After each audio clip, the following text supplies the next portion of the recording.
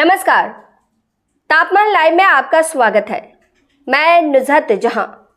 यह सामान्य समझ है कि राजद अध्यक्ष लालू प्रसाद को थोड़ा भी संदेह होता कि तमाम कील कांटे दुरुस्त कर परिस्थितियां अनुकूल बना दिए जाने के बाद भी हार का दंश झेलना पड़ जाएगा, तो वह सिंगापुर निवासिनी पुत्री रोहिणी आचार्य को साड़न से चुनाव नहीं लड़ाते।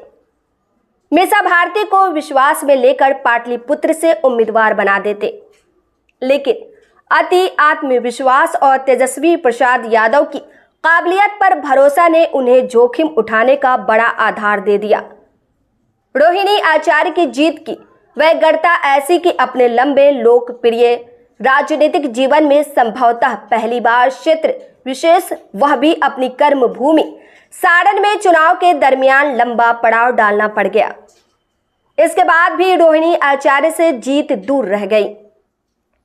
विश्लेषकों का मानना है कि बड़ी जीत मिलने की खुशफहमी में इस पर विचार ही नहीं किया गया कि रोहिणी आचार्य पाटलिपुत्र से निर्वाचित होती तो राजद को राज्यसभा की एक सीट से हाथ धोना नहीं पड़ता।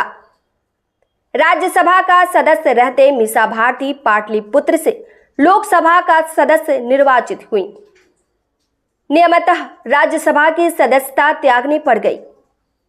मीसा भारती की बहुप्रतीक्षित जीत से राजद और लालू राबड़ी परिवार को लोकसभा की एक सीट तो मिली, पर राज्यसभा की एक सीट उसके हाथ से निकल भी गई। विश्लेषकों की समझ में वर्तमान में लालू प्रसाद में उतनी ताकत नहीं है कि राज्यसभा की उस सीट पर रोहिणी आचार्य को काबिज करा दे। संख्या बल के रूप में ताकत रहती तो निस्संदेह वह ऐसा ही करते।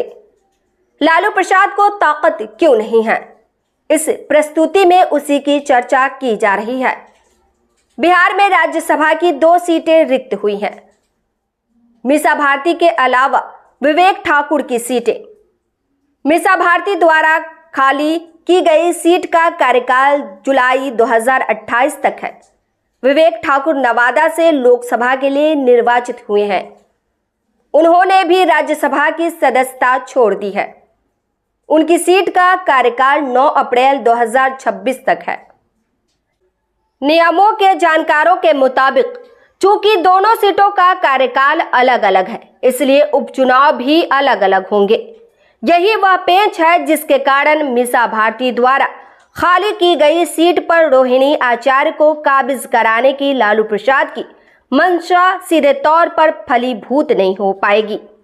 दोनों सीटों के उपचुनाव एक साथ होते तो ऐसा आसानी से हो जाता, पर रोहिणी आचार्य की किस्मत इस वजह से नहीं खुल पाएगी कि उनके पिता लालू प्रसाद की पार्टी संख्या बल में कमजोर है, बहुमत में एनडीए है, इसलिए अलग अलग उपचुनाव में उसके दोनों उम्मीदवारों की जीत करीब करीब तय है।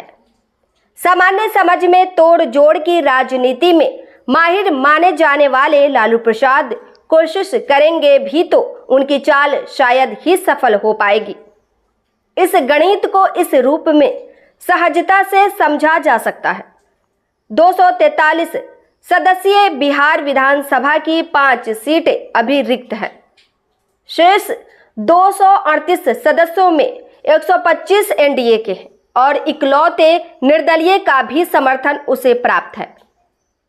मतलब एनडीए के कुल 126 विधायक हैं। इनमें भाजपा के 78, जदयू के 44 और हम के 3 हैं। महागठबंधन का संख्या बल 111 है। एक विधायक एमआईएम के हैं।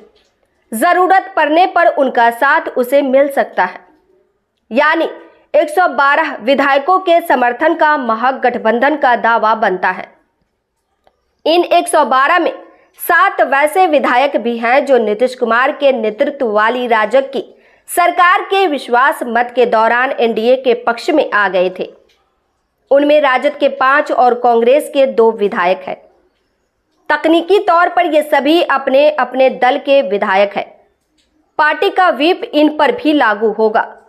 इसके बावजूद यह सवाल तो जगह बनाए हुए है ही कि राज्यसभा के चुनाव में मतदान की नौबत आ गई तो उसमें उनकी भूमिका क्या होगी।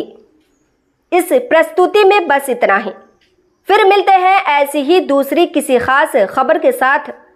वरिष्ठ पत्रकार महेश कुमार सिन्हा का यह विश्लेषण पसंद आया हो तो अपनी प्रतिक्रिया जरूर दीजिएगा।